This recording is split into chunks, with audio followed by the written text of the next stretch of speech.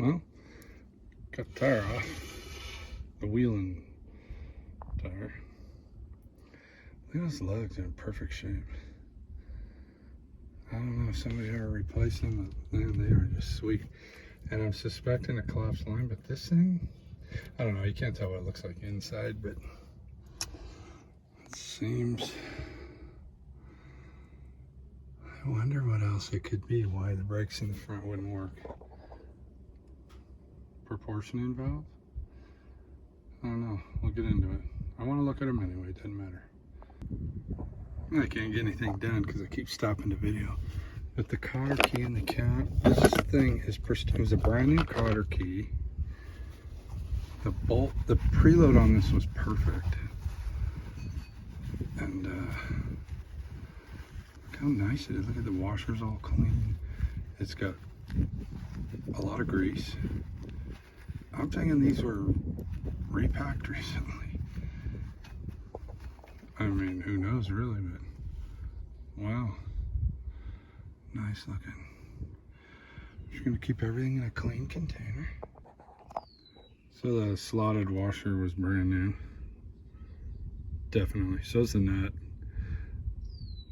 I think this bearing's brand new too. But it's a 1380 Bauer USA. Plenty of grease. I don't expect to find anything unusual in here, but we'll see. I'm gonna be very careful with that seal in the back too. Probably gonna reuse it. So when I pull this off, I gotta be real careful not to let it go clunk and damage the seal in the back. So basically, I don't know if anybody's watching this needs to know, but if you just tip the rim like that, see how my hand is just the play that's in it? The bearing and the washer and everything will just come out. The proper tools is a wire cutter. That's the best thing to get in there and grab that cotter pin. Just be, you know, gentle. Go over here like that with it, straighten it perfectly out, and then turn it over, pull it out this way. Then unspin the nut, then tip it, and the bearing and the washer will come out. Grab the washer, clean it, and put it somewhere where it'll stay clean. Do not lay your parts in the dirt. Man, I can't believe how many people I see on YouTube just throw stuff around loosely. Keep it clean, don't introduce dirt. And it'll last forever, probably. Okay. Okay, I couldn't hold the phone while I was, but to grab the bearing, just take a rag, a clean rag, and with two hands, put the rag on one side of the bearing and on the other.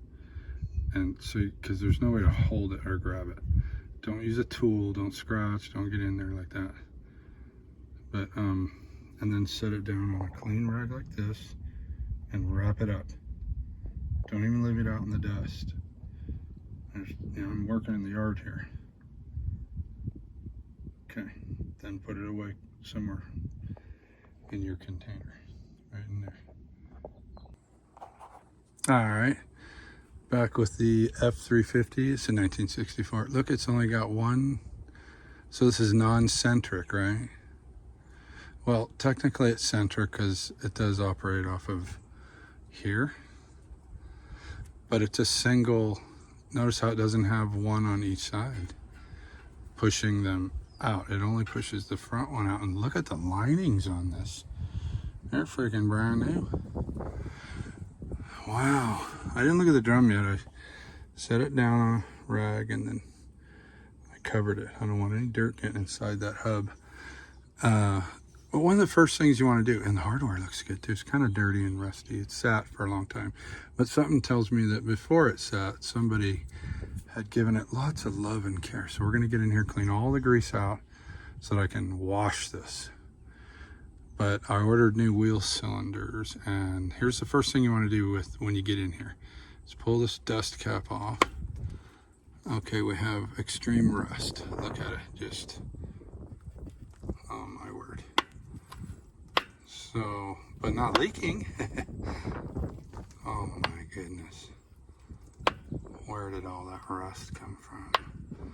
So these are shot. I mean, I could look at the dust cap so tight. It's new. So this is just neglect. It's after it was basically fairly well taken care of, nobody drove it. Okay. Still trying to find out why we don't have brake pressure. Maybe these are just locked up. Maybe there's nothing wrong with the line. This is the first thing I suspect when something like this happens. I could probably just pull this apart and run a brake hone through here. Just, well, you can't go all the way through. That's the bummer about these. I already ordered 2 from Napa. They'll be here Thursday. Today is Saturday. So we got it apart. We'll just, but this is great news. The condition of this. My word. Okay. All right. There'll be more. So if you don't want crap getting all over your brand new linings, just duct tape them. Or masking tape, it's not duct tape. This thing has this cool, I don't know what you call this, like a shroud.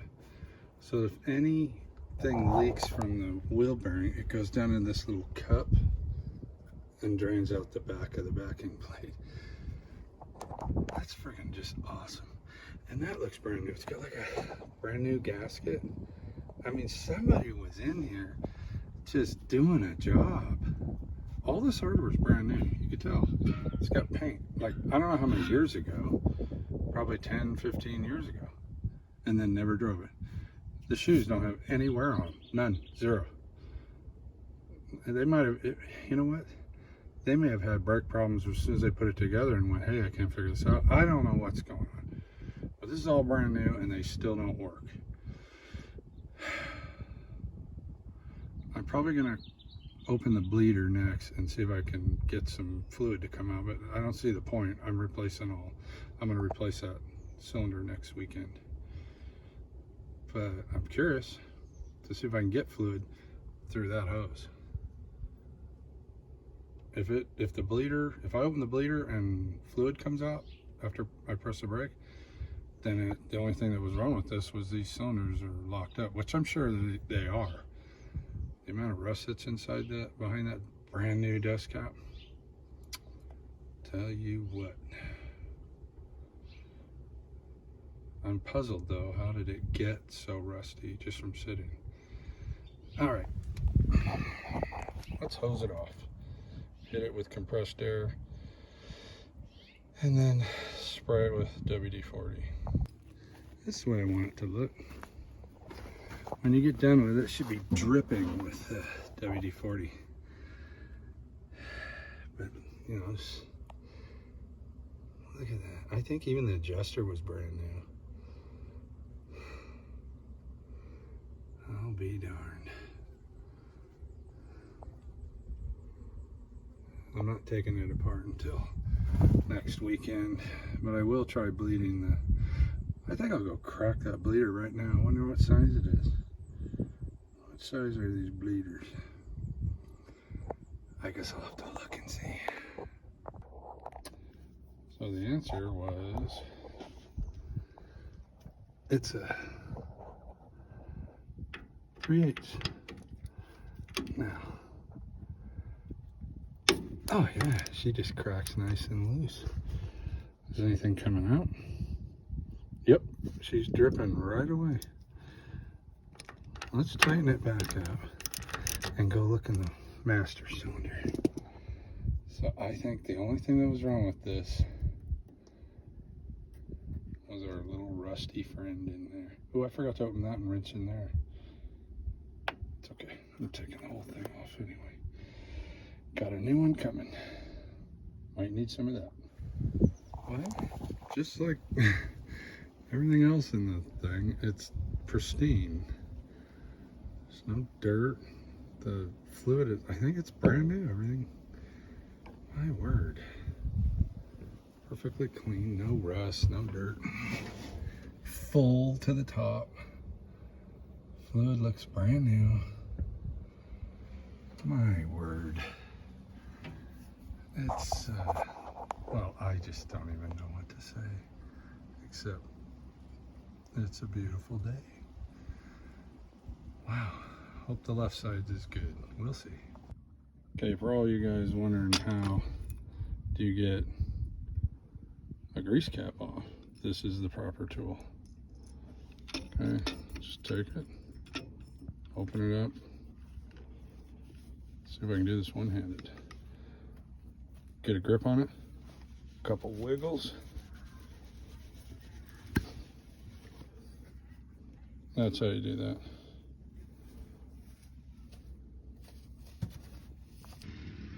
Okay, the idiots next door got a motor going, but you should be able to hear me. So clean your dust cap out, your grease cap, and put it in the container. And as you go, clean things up. Yeah, clean some of this grease right here. Hey. So just wipe some of the excess grease off.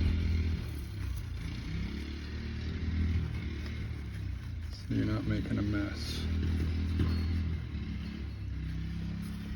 Neat. Take your needle nose, your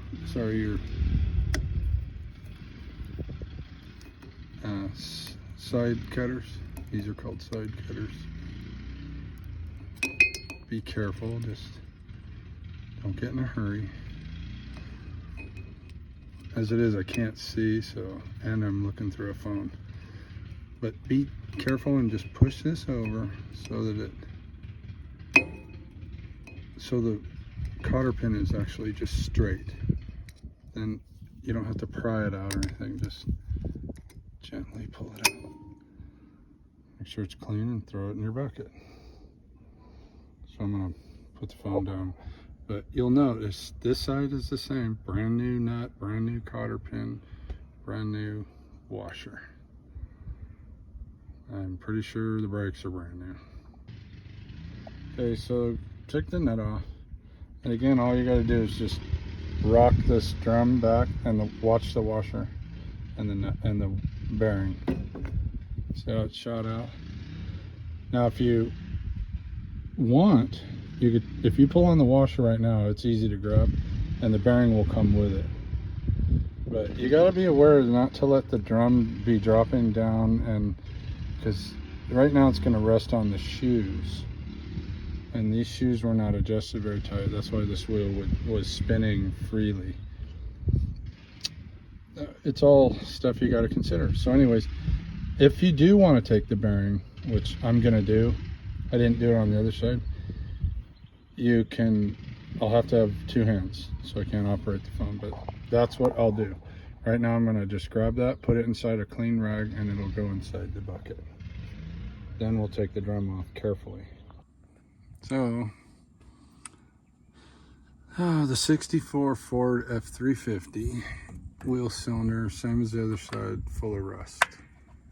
I sprayed it out, so it's already clean. I cleaned the spindle and the the seal surface. So that's all really nice. I don't feel any lip in there. It's hard to get your finger in there, but yeah, there's no lip. So I don't need to wear a sleeve. Look at these spindles, they're in great shape. Anyway, so I just wanted to note that I did do the same as the other side. I just set it over here. I'll look at the back bearing. I'm not gonna take it out, but I'm gonna pack some grease in it by hand. You could do that later. I'll make a video on that. I need one lug nut. I had one lug nut that came off so hard, it came off of that one, that it must have been, I don't know, the wrong lug nut or something. So I'll get a new one. Because I tried one of the other lug nuts, a couple of them on this, and they spun on real easy. And then I tried the one that came off difficult on all these, and it wouldn't go on any of them. So it's the lug nut. Not sure what happened there. Okay. So by the way, now is the time to address anything you might want to do while you're in here. And so got to looking around, And you know, check your steering arm, check this, I don't know, drag link, I forget what these are all called. I used to do front ends, I should know. But these parts, make sure nothing's loose. You know, clean all this stuff and grease it. That's what I'm gonna do. Here's your clutch linkage. You know, looks like it's got very little play, but I'm sure it has a grease fitting. So get in there and grease all that. The other thing that I noticed is a guy could get in here and change the spark plugs from here. This is the time and the place. There they are. So whether I do it this time or some other time, it is the way to do the spark plugs. Take a look at how the spark plugs are routed through that little harness. You'll never get that from the top. So it's a good system. The plug wires will never get burned up because heat rises and all the wires and the plugs are below the exhaust manifolds. It's a pretty good design. I like it. I don't think I have any ignition problems right now, but I did buy a set of plugs just in case. I'll probably, I don't know, I may take one or two out and have a look at them. But this thing, I bet all it needs is to just get out on the road and get hot and run. So that's the plan. We'll get some brakes so that we can drive it. It's registered. We'll call tomorrow and get there Monday. Today's Saturday. Get some insurance. I noticed this brake line don't look too hot, so we're gonna replace it. Yeah, that hose. Not sure if that's a, yeah. So that's a special. What's with that flash? That's weird. I'm gonna, oh, it's coming through the light's coming through that hole. Actually, both of that's a special line, so it's got a hard line on both ends. I'll have to look into that. Maybe it doesn't need to be replaced, but it's sure got a hard bend in it, doesn't it? Look at that S. Maybe the bottom part needs to be bent down and the top part bent up so it's more straight. I'm gonna look into that, and then it'll probably leak.